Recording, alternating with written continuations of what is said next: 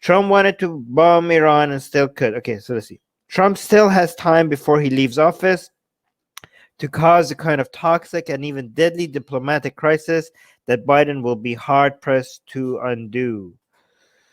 President Trump addresses the nation. Okay, that's just the name. That's just a... Okay. A critical and dangerous anniversary is fast approaching, and President Donald Trump is doing little to ease the tensions that could cause chaos between the United States and Iran at a very bad time. On January 2nd, Trump ordered the assassination by drone of Iran's most revered military figures, General Qasem Soleimani. Soleimani, a close confidant of Ayatollah Ali Khamenei, who wept over his grave, was a high-profile commander in Iran's Revolutionary Guard and was revered by a large swath of Iranian people. But he was also hated by a larger swath of Iranian people. So please mention that. Also, he was like a lot more than just high profile. Qasem Soleimani was like the most influential figure after Khamenei himself in Iran. So yeah, I mean, calling him high profile is a major understatement. Katie's saying this is going to be the longest 2 months for the world. He can still F it up big time before leaving. Yes. Fortunately for U.S. forces, Iran's retaliation was thin. A missile attack on 2 U.S. staffed military facilities in Iraq with enough warning to get troops out of harm's way. Yeah, both of these attacks were very measured, both by the United States and by Iran. Both of them were basically kind of winking to the other side that we don't want to escalate this. United States, by not attacking Iran soil and taking Qasem Soleimani when he was outside of Iran, and Iran by sending warnings to U.S. troops to take the troops out before they do the missile attack. Both of them were like, listen, we need to show that we took a strong measure against you without escalating. Can we stop now? And both of them kind of understood that they want to stop, and they stopped. Okay, so this was, again, this is one of the few things that I've commend Trump for, because taking out Qasem Soleimani was like perfect. It didn't escalate. It was like such a major blow to Iran without an outright war on Iranian soil. And it was a perfect opportunity because Qasem Soleimani was outside of Iran when they took him out. Like, it couldn't have been a better, I cannot think of a better response, okay? As much as anti-Trump as I am, again, I cannot, like, I cannot think of any better, like, give me an alternative. It was a perfect measure taking out Qasem Soleimani. I think that was good. That was a good move by Trump. Okay. Again, one of the few things that I say he did perfectly. Marco saying, people here, you included, don't understand this. I actually studied it. Joint Chiefs of Staff, military commanders will never approve this since Trump is a lame duck president. Okay, Marco, then you don't understand, because the president of the United States is the commander in chief. He technically has all the power to override all of his generals. It doesn't matter if the military commanders disagree. Like, they could intimidate him and making him feel like they're in charge, but the president of the United States have the full authority to override all his commanders. So maybe you should study it a little bit more, because that's the president of the United States does have the full authority to override even all his commanders, even if he's a lame duck president. Okay, he can. There is legal ways for him to do that. So yeah, it's more difficult though. Okay, maybe you know something that I don't. Then that's my understanding. A critical and dangerous anniversary is fast approaching, and President Donald Trump is doing little to ease tensions. I mean, so yeah, Torel is asking a good question. Like, why the president's authority does not change because he's about to leave office? Okay, He's going to be more under pressure by the Pentagon and others to not to do what they want to do. But at the end of the day, his legal authority is just, there's nothing like, oh, if you're about to leave office, your legal authority as president is going to go lower. That's not how it works. But again, maybe you know something that we don't know. The first anniversary of Trump's strike, which the White House proudly publicized during the presidential campaign, will fall a few weeks before Inauguration Day. Trump hasn't conceded, but it seems clear that he will be leaving office. No, are you? Yeah, albeit without much grace.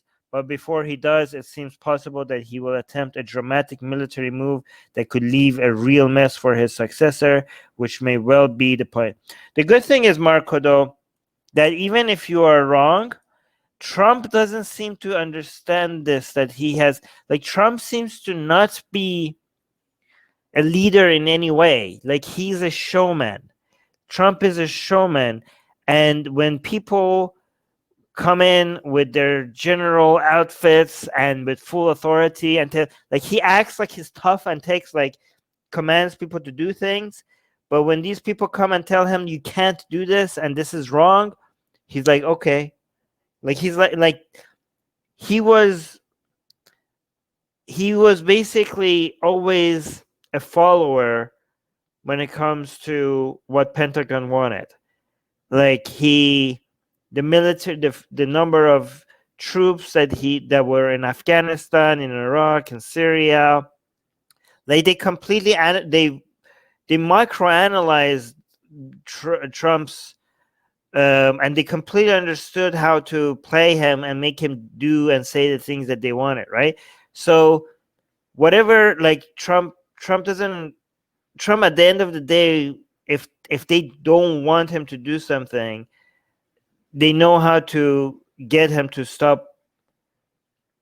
They understand what to tell him to get him to not do what they don't want him to do, right?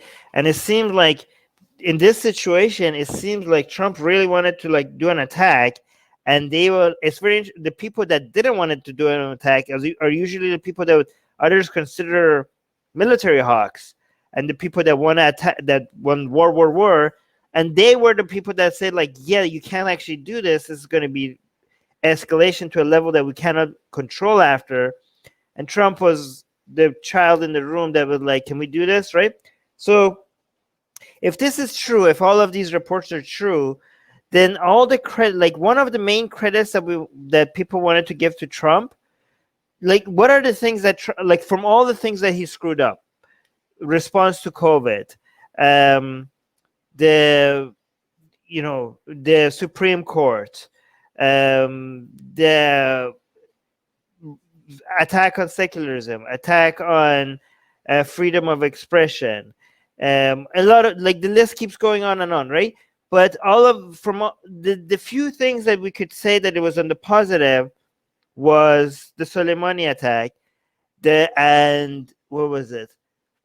The bringing closer Israel to Saudi Arabia, technically not yet, but it seems like it, to UAE, Bahrain, and Sudan.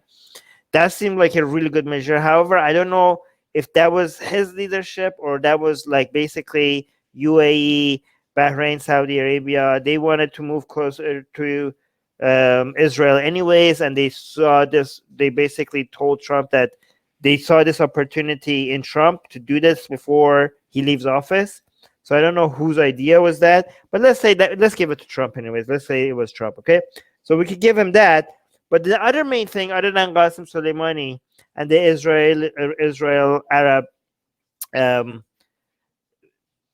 talks, I don't want to say peace talk, because a lot of people are like, oh, Trump brought peace in the Middle East. And, like, peace in the Middle East? Israel was never at war with any of these countries. What the hell are you guys talking about? When was Israel at war with the UAE? When was Israel at war with Bahrain? When was Israel at war with Saudi Arabia? When peace in the Middle East? These countries were already allies under the table. The only thing that changed is now they're allies over the table. Okay, So this is mostly symbolic. It's not. It's still very important. It's still very huge. It's going to have a major impact around the Middle East. But peace in the Middle East, my ass. It wasn't peace in the Middle East. These were already allies. Okay. Now it's just like out in the open. So, but still, he deserves credit for making that happen. It's like a really successful anti-Iran move. But the main other thing that I didn't mention was the fact that he didn't start any wars. He didn't start any wars. Okay, so that's a major credit that people give him. Like, oh, look, every president for a very long time started the war, and Trump didn't. Right? However, it seemed like he wanted to.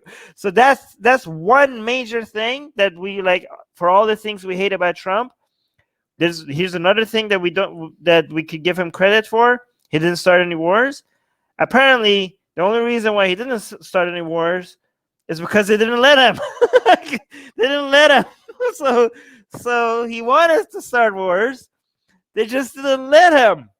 And he's like a pussy that just takes it and just like acts like a bully, acts like a badass in the room that was just leaves, but just like when big boys tell him like, no, little child, you can't do this, and he's like, okay, I guess not. That's what he is like. Yeah, that's not gonna work out, PG. U.S. should do something by supplying weapons to Iranian people who are against the government, just like it did to remove Mohammad Mossadegh. What do you say? Yeah, that's gonna be.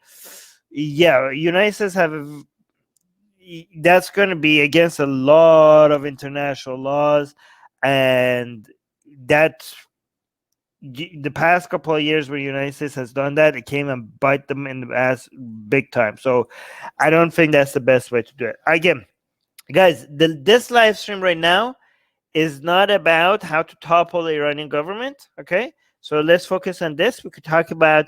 I have my own ideas on how the best strategies to toppling the Iranian government is. We could do that in another live stream. Okay? Yes, a cookie for Trump. Maybe that's what they did. They just gave him a cheeseburger. They're like, here, and Trump's like, can I go to war with Iran? And like, hey, Trump, do you want a cheeseburger? And you're like, yeah. I'm like, here's a cheeseburger. Okay? Go to bed. Okay? Go to bed. Let the big boys handle this. Okay?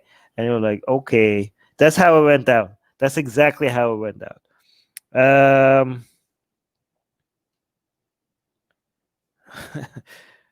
Okay, Marco is saying it was the same deal when Nixon was about to exit the White House. I was drinking too much. They created a wall against him, and he wasn't allowed to make military decisions. Yeah, again, they technically he can, though. They legally he can if he really wants to. It's just that it will become like a major conflict between the military forces and the president, and that's kind of like escalating things to a level that maybe a president is uncomfortable, because again, these military forces are very powerful, right? But legally, the president has every authority to be like to the commanders and be like, yeah, I'm going to do this anyways, and I'm the commander-in-chief, and you guys have to listen to me. But the military people are like, you can do this, but like, we could make life very difficult for you, right? But technically, the president can go ahead. He has every legal authority to go forward with this.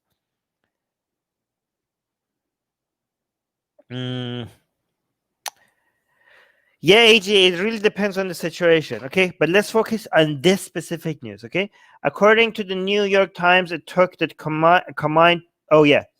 according to the New York Times, it took the combined